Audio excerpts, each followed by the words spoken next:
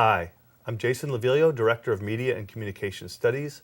Welcome to the University of Maryland, Baltimore County. Today we're talking with Christopher Corbett, author of The Poker Bride, The First Chinese in the West. Hi, Chris. Hi, how are you? Good. Good. Wonderful, ripping read. Well, thank you. Thank you. The story of The Poker Bride sort of evolved out of the story of the Pony Express, which was the last book, Orphans Preferred. And people are often surprised about how that happened. It was kind of a fluke, but I spent a lot of time in Nevada, where the Pony Express ran. And central Nevada is lunar. It's like the moon. There's nothing there at all. And these wonderful 19th century boom towns. And my favorite is a place called Eureka, which is an ideal name for a boom town.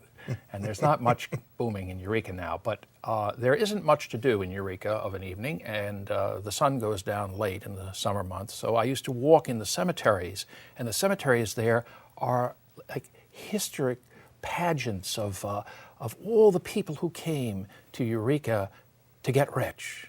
And some did, and many didn't, and many died, and they're buried in the graveyard there in the cemetery. So I asked this woman in the town, I said, where are the Chinese? Because there were lots of Chinese in the West. And she said, oh, they were buried over here, but there's nobody there because the bone collectors came and picked them all up and took them back to China. And I didn't know, if I did, I don't recall knowing that the Chinese repatriated their dead. And I was very curious about that. It just seemed an interesting kind of thing, and sort of, as is often the case, one thing leads to another. And so I became curious about the Chinese, and then I stumbled on Polly Bemis, The Poker Bride.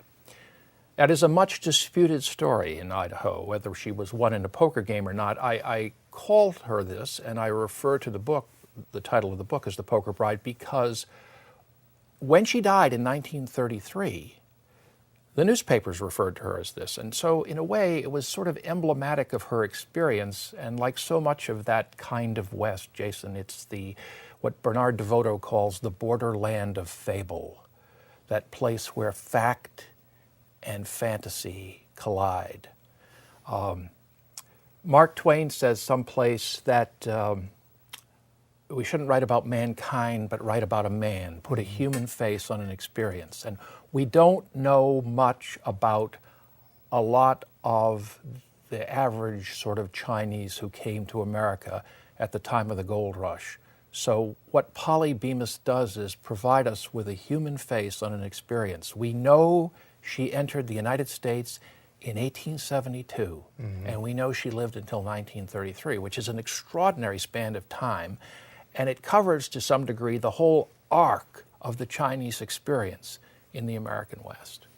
And so that's, as they used to say in the newspaper business, how I got the story. Anyway. It's a compelling story, and for those who've read the book, you are able to sort of sprinkle her story and where she intersects with the larger historical narrative of Chinese immigration to the United States, the eventual Exclusion Act in 1880. 1882? 1882, right. Well, there were a series of federal measures that were discouraged to encourage the Chinese to either go home or not come here. But she becomes a vehicle for you to tell the story of the gold rush, Chinese immigration, the backlash against the Chinese presence in the West Coast, and then the sort of the denouement of that whole story in her life, which is a remarkably effective way to situate her story. And another thing that really was striking to me is your use of the journalistic reports about the presence of the Chinese in America at the time, and particularly the sort of the emerging progressive middle class anxiety and concern for the fate of Chinese American women, or I should say the women who participated in the sex trade. And so there is both that progressive humanitarian concern, but there's also this muckraking sensationalism in a lot of that writing. And a lot of that you capture both the history of that time, but also a bit of the history of white prurience and anxiety about racial others and the sex trade. And those two things come to join, where we really only get to sort of think about Chinese American women in this. So talk a little bit about that. Right. Well, James Marshall found gold on the American River at the end of January in 1848. And this was the event that triggered the gold rush, which was a great migration of people into the American West. There were said to be 260 or something like this white men, which is how they were counting people, on the Pacific Slope at the time of Marshall's discovery. California was not part of the United States. Actually, it hadn't, and it certainly hadn't become a state yet. It wasn't a state. And the word of the finding of gold in California reached Hong Kong before it reached Boston. And that, to me, was an extraordinary thing. It's not such a surprising thing when you consider that it was faster actually to sail across the Pacific, and there were trade routes that were well established, and Hong Kong was an open port.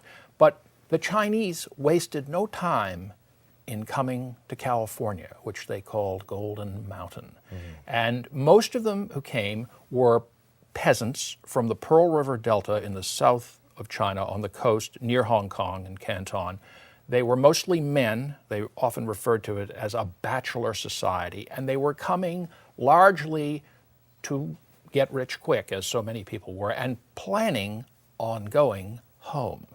So the presence of women in that society almost immediately was one of a kind of prostitute class. And this was much written about, whether it was missionaries or merchants or ship captains or, do-gooders and hand-wringers, or just people who had a curiosity about things. The Chinese were also, from the very get-go, regarded as incredibly exotic. It seemed to me, in telling a little story like this, you need to say to a general reader, if this makes sense, you need to say, okay, this is 2010. Here's what you need to understand about a world 150 years ago, okay? Before James Marshall found gold on the American River, the average American, if they had seen what they called a Chinaman, and that word was robustly used well into the 20th century. Today it seems like a kind of archaic and weird sort of thing, but it was offensive, and it indicated, as you say, the other. But if someone had seen a Chinaman, they'd seen Chang and Eng, the Siamese twins who are actually ethnically Chinese, in a freak show, or they had seen, and P.T. Barnum was a great exhibitor of the Chinese, people would pay to see Chinese people do things like eat with chopsticks, use an abacus. They were exotics. And as exotics, or as freaks, as Mr. Barnum called them, the country was glad to see them because they were unusual. Only when they came in significant numbers, and after the completion of the Transcontinental Railroad in the late 1860s, only then did you begin to have, in the American West in particular, where there were those considerable numbers of Chinese, then you had the Chinese must go movement. But to talk about the experiences of this woman who survived this whole period, you need to tell the reader all of these sorts of things. The finding of gold in California, and the construction of the railroads, and the opening of the mines. And as things progressed, the Chinese began to move out into the countryside. One of the things that's sort of interesting to realize from a distance is the idea that there was this yellow horde in the West was preposterous. There were probably no more than 130,000 tops Chinese in the American West at the height of the migration. To give you some perspective on this, there were 6.5 million black Americans at the end of the Civil War. So we're talking about a very insignificant number of people, and they were really no significant threat, but they provided a kind of convenient other. Right. And why Polly is an interesting person is, and I'll say more about this, is we don't know a lot about people, but we know a lot about her. And the thing that's most amazing is that she survived an experience that should have killed her, or would have killed her if certain factors had worked out. I don't believe, though she told an interviewer when she was an old lady, which is a very common story, that she was sold by her family in China during a famine because they were starving. That is not at all inconsistent with lots of accounts of things. In fact, there's a sex slave trade in the world today. There's a sex slave trade in Asia today. Right. So we know this is what she said. This isn't some bar story or a dime novel or this isn't Hollywood. She says, this is what happened to me. Right. Well, and that's what's so fascinating from your other book, Orphans Preferred, and from The Poker Bride. The thing that you seem to do so well is find that seam between legends of the Old West. And of course, the American West comes to us through myth and legend and Hollywood. But then also through history. And this, again, the sort of the documented history of white journalists and novelists like Twain and other sort of documenters of the experience. Again, some progressive, some reformers, some sensationalizers. So I guess what I'm wondering as a cultural historian, as someone who teaches books to college students about American cultural history, what was the challenge for you about trying to situate a real person about whom we do know a lot within material that is often sensationalistic or mythologized? So how do you handle the delicate history of a real person who exists at the margins of so many power structures in the sort of the avalanche, gold rush of material written by sort of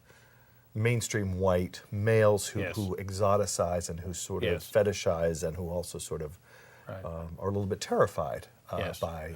Well, I mean, the reality is that one of the things that we have to keep in mind about the 19th century Chinese, which is why this is a great question, is that much of what we know about them, we know because non-Chinese people tell us these things.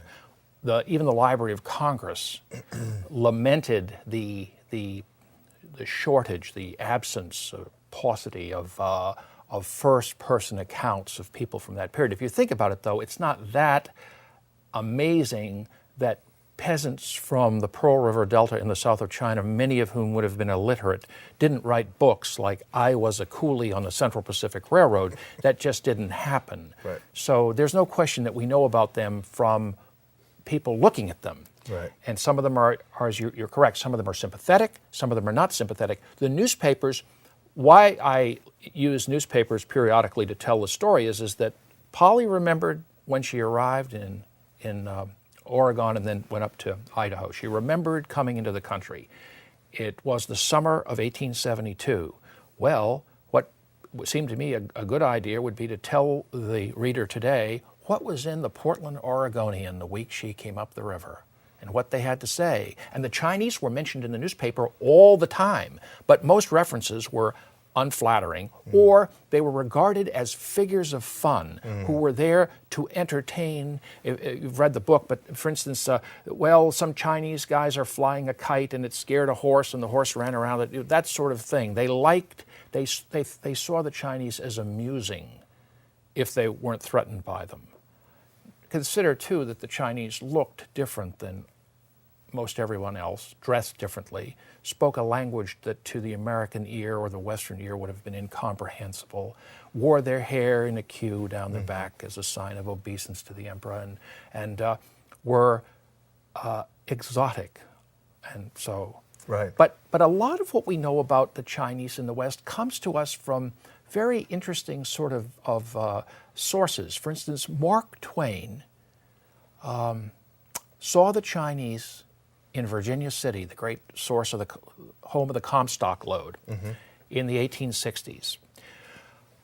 The very summer that Polly arrived in the Pacific Northwest, Mark Twain's book, Roughing It, was available and very popular from the get-go. And in that book is included a detailed and sympathetic account of the Chinese. And here, I know you know Twain, but here is Twain telling us all these funny stories about going west and all of the madcap things that happened to him. And then he stops the action very suddenly, and he says to the reader, having gotten a lot of laughs, having gotten the reader into the tent, so to speak, with the laughs, he says, "But I saw the Chinese in the West too, and we should be ashamed of what we have done to them.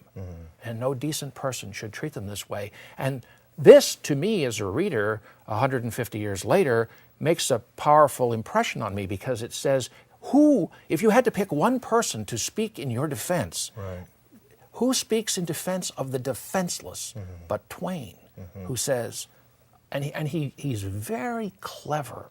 He's very clever about that. He often makes jokes about things. But then you realize you would feel, I think, an educated person, and I think there were readers, and for many American readers, and I don't believe I'm way out on a limb here, this was the first time in a widely available forum, Mark Twain's Roughing It, the great classic, the old people in the West say, second only to the Bible, Twain speaks in defense of the Chinese. So there are people like that. And then, there are people, Twain's colleague in the old newspaper days in San Francisco, the American short story writer Bret Harte. And Bret Harte wrote this silly poem, which was called, best known as The Heathen Chinese. It was sort of like Casey at the Bat, to give it a kind of modern reference or something like that. It was meant satirically. It was about these two miners who attempt to cheat a Chinese miner in a card game, euchre, which is similar to poker. And of course, the Chinese guy turns out to be a very good card player, and he gets the better of them. And the poem is a kind of comic poem, but it was read at so many different levels that even now, a century and a half later, it is much debated as to whether it was intended to be satire. Racists introduced it as evidence of that you can't trust the Chinese. And so I think it's interesting to say to a reader in our time, here's how the Chinese would have been perceived. Here's what Mr. Twain says about them. Here's what Bret Harte says about them. Here's what the Portland Oregonian tells its readers about the Chinaman. They speak of the Chinaman's chance in that world. Oh, well, that's no chance at all. Right. Well, you mentioned Chinaman's chance, and also I discovered the term pay dirt, the term lucky strikes. So many parts of contemporary the contemporary idiom stems from the gold rush. Sure. Oh, it's all an extension of that. Pay dirt. You basically sift gravel, if you will, when you're looking for gold. I mean, there's variations of this, and it can get quite elaborate. Hydraulics developed and so forth. But you start off with a pan with some gravel in it, and you swirl it around. I've seen it done. Are they dynamiting rock to get gravel? No, they were literally sifting riverbeds and stream beds initially. I mean, then things got more elaborate. A lot of mining has to do with how much time you want to invest, how much manpower you have, the terrain that you're mining. So pay dirt is gravel with some gold in it. That's what pay dirt was. The Chinese were often prohibited from mining or discouraged from mining. William Griever, a distinguished historian of mining in the American West, tells us that it was very common if you caught a Chinese miner on your claim to nail him to a tree by his queue to kind of give him a scare. They may not have always been legally prohibited, but they were discouraged. And I think a person would have to be a little obtuse to not read the newspapers of the period and realize that the welcome wagon was not always out for the Chinese in the West. They were marginalized everywhere. Well, and you make an excellent case of that. I think the general reader will be struck by how much ink was spilled in describing, remarking, being anxious about it, being sort of fascinated with and amused by. So, I mean, I think that is one of the great contributions is there has been so much written that heretofore probably has not been widely known. I was wondering, this book coming out in 2010, as it is, where we hear about among other things, white American anxiety among the working class in the West Coast about the economic threat posed by Chinese sojourners arriving here who will work for less money. And the sort of resonances in the 21st century, economic anxieties by struggling Americans of all backgrounds with regards to the surging economy of China. So talk a little bit about writing a book about this period so long ago in a climate in which it's not unusual to hear tremendous anxiety about China, but now it's about the fear that we will be looking at a future of cooleydom in the 21st century, sort of serving the Chinese economy. Well, I think that there's a long history of nativism in America, and before they had the Chinese to pick on, the Irish would do, or whatever. I mean, so there's a lot of that, and there is today too.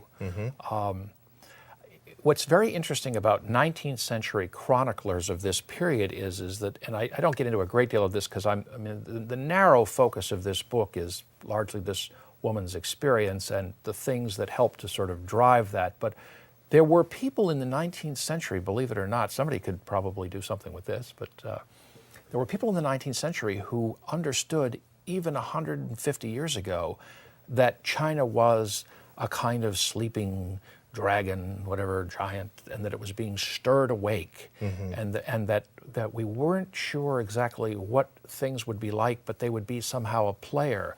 So I thought it was very interesting in reading these things, and a lot of it, as I mentioned, are the impressions of people who are encountering the Chinese as merchants, missionaries. Americans or Westerners were very interested in bringing news of the Nazarene to the Chinese, and one of the interesting things is that Americans often gave the Chinese a very poor reception in the rural West. In fact, there were some horrific incidents, which I mention in the context of the story, but Americans would howl if anyone bothered a missionary in China. That was considered absolutely outrageous. But the other thing about this story, and this gets me back to the cemetery in Eureka. The memory of the Chinese in the American West, and I'm not talking about Chinese Americans today, but the memory of the Chinese, the sojourners, in a way haunts the American West. You see their presence everywhere, often in a very kind of ghost-like way. There's a town in Idaho called Pierce City up in the mountains. And I went up there, somebody told me to go up there and have a look, and there was a Chinese cemetery, and you can just see the indentations where the bodies were buried. They were all dug up and taken back to China. And they would run notices in the newspapers. The Chinese benevolent associations, which were largely centered in San Francisco, basically went about collecting dead Chinese people, because there was nothing in a culture where the ancestor was central and the past was so important. It was necessary for you to be sent home, so you would spend bliss eternal with the family, and that was, Twain talks about that, and you see lots of references to this in newspapers. The Americans regarded that as very odd, but again, they're always looking at the Chinese, even when they're sympathetic, they're always looking at them as if to say, now what do you suppose that's all about?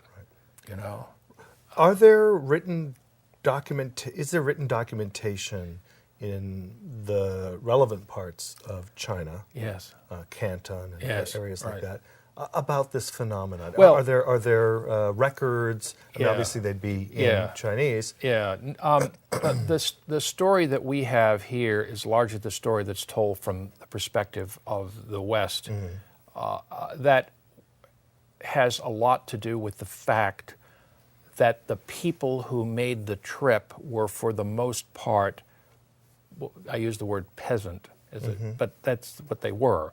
The few that we have some knowledge of, I mentioned some of these guys in passing in the book, they literally sold the water buffalo and pawned their mother's jewelry to buy a ticket on a ship to California, with the idea being, some Chinese had gone, as this is often the case with any kind of thing, they'd gone to California, made some money, a few $1,000s, whatever, not much, but a lot by the time's standards, and so they come back to China. Well, the word of that was like the proverbial wildfire. People came, they were eager to look for gold. And so is there a written documentation about the gold rush mentality as it hit these poor? No. I mean, obviously, really, no. these are agrarian and largely illiterate communities, but are there sort of bureaucratic layers where the money is coming in? No, not really. I mean, we have like bits and pieces of things. To some degree, the class of the Chinese who came, the vast majority of them would have been very inconsequential. Many chroniclers of the Chinese in the 19th century say, and this is a kind of anecdote, they'll say that the penalty for leaving China or trying to leave China was to be beheaded. But this was, of course, almost figurative, because plenty of people left China, and China had plenty of people. So it was kind of like not such a big deal that somebody left. And there was always an overseas Chinese population. And there was a tremendous turmoil in terms of drought, in terms of unrest, in terms of poverty. Those were the factors that were enormous contributors to the Pearl River Delta. Access to ports, famine, floods, wars. So there were plenty of reasons for a person to go to California and try and get rich. And you do mention advertisements that could be found in China for the Golden Mountain. They in fact did things like that, and there were even also phrase books. I quote this in the book, but where people, phrases that you could learn which are actually a little frightening, because they almost always put the Chinese person on the defensive, as if they were afraid, and oftentimes they had a good reason. Well, the ones you quote in the book are, the list is it gives a very dismal picture indeed. Right. It was not a great experience. I'm not an alarmist, but I don't think, just as an interested generalist looking at this subject, I don't think you can make an argument that it was a particularly enjoyable thing to be Chinese in the American West. To some degree, that had a lot to do with why we had what we know as Chinatowns.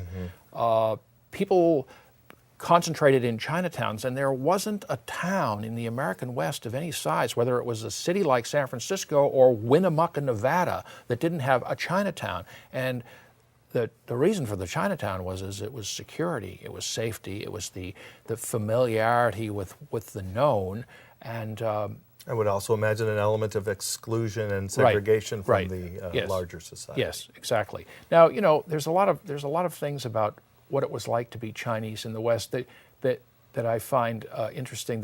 The laundry trade, for instance, which older Americans in particular, the common image of the Chinese laundry.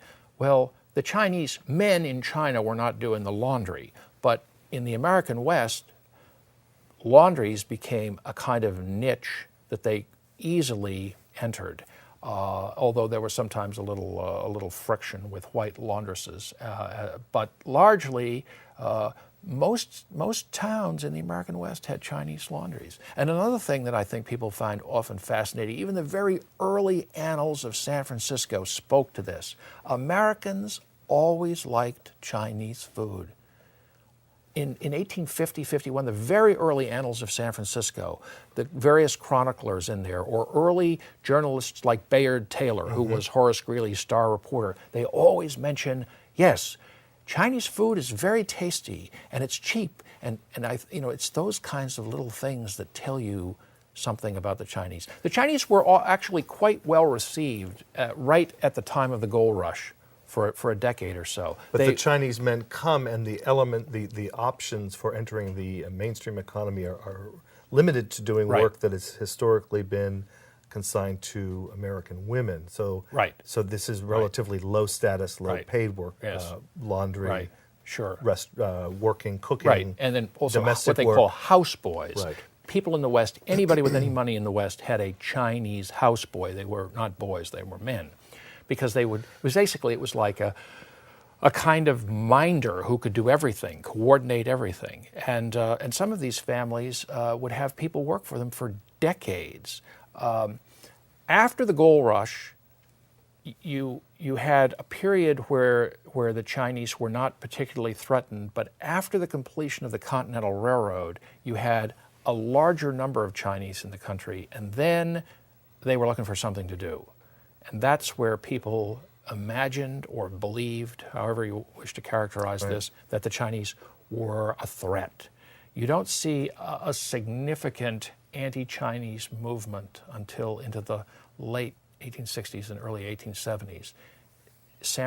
Organized labor in the American West was fiercely anti-Chinese. Yeah. So. Well, I did. You mentioned the sort of you situate this remarkable period in American history in relationship to, among other things, the Civil War, to the conditions of African Americans, to the relative population of the Chinese to African Americans. And a lot of what you've said today and what you say in the book puts me in mind of things that James Baldwin said in the 60s and then Toni Morrison said in the 80s and 90s, which is, they say it better than me, but you can learn a lot about white Americans from what they say and do and think and write about African Americans. Sure. What do you think we learn about 19th century, late 19th century American white folks in the West based on the enduring fascination that they had with Chinese Americans, with the particular romance around the Poker Bride, and with all of the material that you found? Well, I think with the passage of time, first the Chinese were exotic and then they were perceived as a threat, but by the time Polly Bemis was an old lady, she had kind of outlived hate to some degree. I might answer this question by saying that the action of this really begins in the early 1920s. Two prospectors in rural Idaho brought her into town on the back of a horse 50 years after she'd entered the country and spent half a century living in this remote mining camp. And at this point, she was, the newspapers could not help but invoke the imagery of Rip Van Winkle, Washington Irving's story. But she had, at this point, become a kind of beloved curiosity. And that's where we start to know something about her story. You know her life at the end of her life. That's when she was interviewed, a very well-known American journalist and publisher, Sissy Patterson, whose family owned all sorts of newspapers. She interviewed her. The newspapers in Idaho interviewed her. So people talked to her, people knew her, but they knew her at the end of her life. And at that point, I think part of this was that there was a certain discretion about her past. She says she was sold. She was sold to someone, a man, Chinese man, for a lot of money.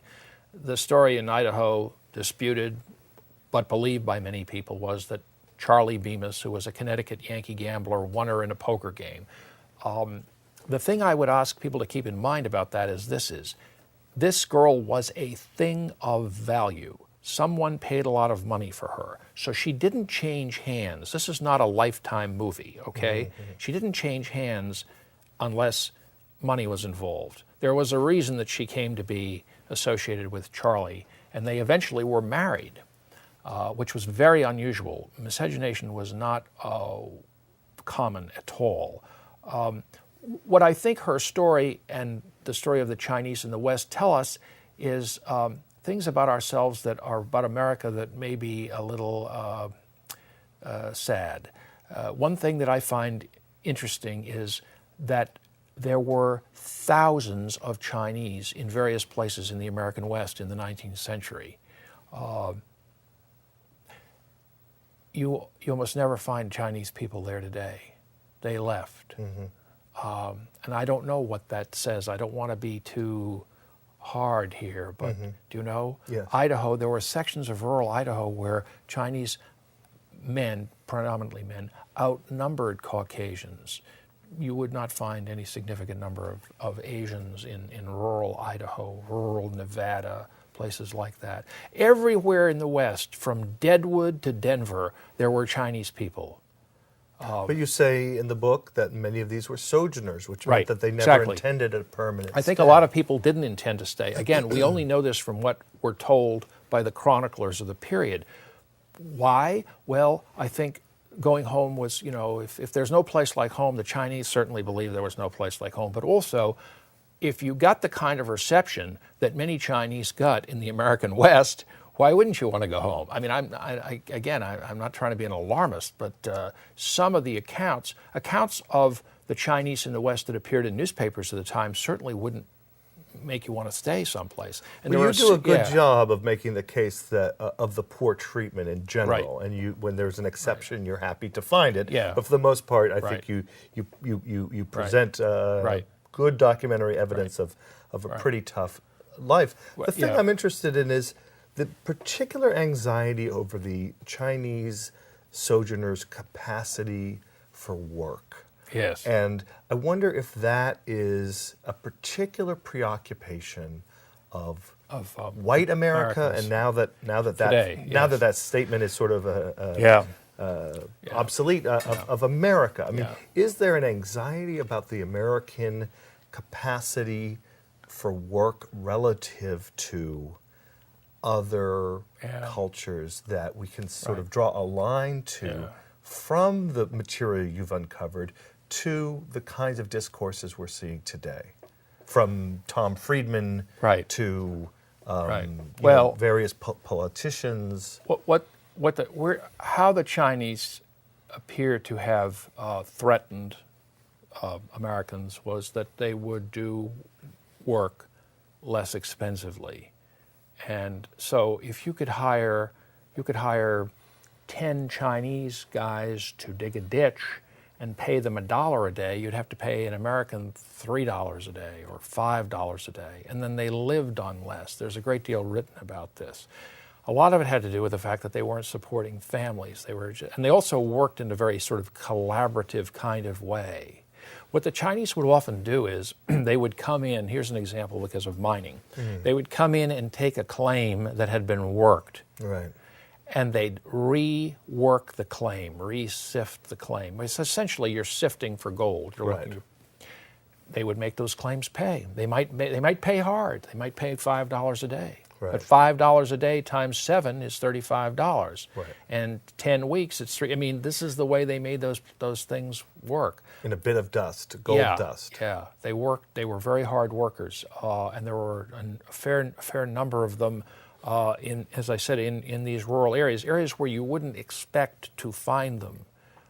Today, Americans were often surprised how scattered out across the countryside the Chinese were in the 19th century. Whereas, as I mentioned, you would not find Grangeville, Idaho, nice town, county seat of Idaho County, big county, huge county. If there are 10 Chinese people in the county, I wouldn't even get, maybe not that. There's a Chinese restaurant on the main street, but none. There was a Chinatown there, that all gone.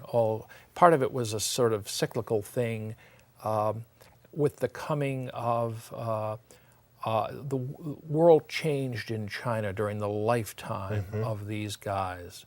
And what I thought was very fascinating, and I sort of ended the book with this, is that, because this is what interested me. I mean, maybe this isn't what interests the readers, but in the 1920s and 30s, I mean, quite long into the 20th century, these old Chinese guys would come drifting down out of the mountains to go back to China. And some of these people had been in the mountains of Idaho for 50 and 60 years. They'd gone up there as boys. And I thought it was sort of, they were like those soldiers they used to find on islands in the South Pacific, Japanese soldiers after the Second World War. It was astonishing that there were so many of these guys. And the newspapers would write about them with great curiosity because, again, like Polly, they were no longer subjects of hate, or they were kind of romantic reminders. America romanticizes a lot about the American West. Right. You know, yes. The memory of the American West is wildly romantic, and the memory of the Chinese is wildly romantic. Though, if you look at what it was like to be Chinese in the 1860s or 70s or 80s, you wouldn't think of that as a romantic experience. Right. I don't think, but Americans began to romanticize that. As for the world, the system that caused Polly to be a poker bride, right. I would only point out to someone who doubts this that. Right up until the time of the First World War, into the 1920s, newspapers in the American West routinely reported on what they called Tong Wars, which were like Chinese gangsters fighting amongst each other over possession of girls, 16, 17-year-old girls. This was widely covered in the press. And so it was still possible to buy a girl. It's probably possible to do such things now, but it was still possible to buy a Chinese girl in Boise, Idaho, at the time of the First World War, which is a sort of an amazing thing if you think about it. Mm-hmm. Boise had a huge Chinese population and a thriving Chinatown, and eventually it just dwindled to nothing. And the last Chinese person took the bus to San Francisco, and that was that. Mm-hmm. You know? I had another, and maybe my last question is, do you think The Poker Bride is a contribution to this romanticization? Probably to some degree it is. I think everything about the West is. They say, you know, when you cross the Missouri River, the stories get to be bigger and grander. And yeah, I think there probably is some element of that. I suppose there is with everything. That's what makes her what makes her story interesting to us is that we know she existed. She isn't this, you know, whatever imperfections this story may have or may not have, this isn't a novel. Right. This is what we know about her. For instance, one of the things that I point out in there is is that she did not complain about her life, but Chinese readers who I know personally have said to me that Americans today do not understand the stoicism of the culture that she came from, because we live in a different time. Why wouldn't she complain? She was a victim. Right. She was, and she was. Right. But she said very little about that sort of thing. There's a kind of reserve and a stoicism to that. But she also got lucky. What we know about most of these girls who wound up in that system is they wound up in brothels, what they call the cribs, where you would die of venereal disease, you would die of violence. The use of opium, people used opium actually to kill themselves. So the fact is, what we know is this. We know she didn't die. And here she appears, like Rip Van Winkle, on the back of that pack horse, right. The same way she came into the country 50 years earlier. Right. That's amazing, it is. You know? Right. And it's not like you can say, oh, there's hundreds of people like this. There's very little evidence right. like this. So, yes, of course, but the story itself has a certain romanticism to it. Right. And then her circumstances, her personal circumstances, if we believe the story of the poker game, and many people in Idaho believe this. Let me just say that. Right. I'm trying to be Switzerland here, but plenty of people, right. plenty of old-timers in Idaho, you could say, well, that's just a story. Well, plenty of them believed it, and right. some of them didn't believe it, but so who's right? And the newspapers believed it, and again, it may be the romantic thing, but one of the things is her real story is wildly romantic. Mm-hmm. Charlie Bemis was this Connecticut Yankee gambler. He was a bit of a deadbeat. People who knew him well said he had soft hands. He never lifted anything heavier than a deck of cards.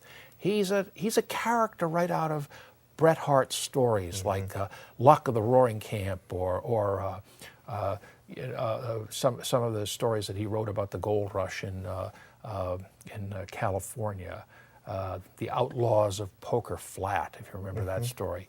They're characters like that, right. and that's not entirely inaccurate. Right. Those lives are grounded in fact to some degree. And the guys who brought her down from the mountains, Pete Klinkhammer and Charlie Shep, they were kind of characters out of that sort of world, too. So, yeah, fact and fantasy collide.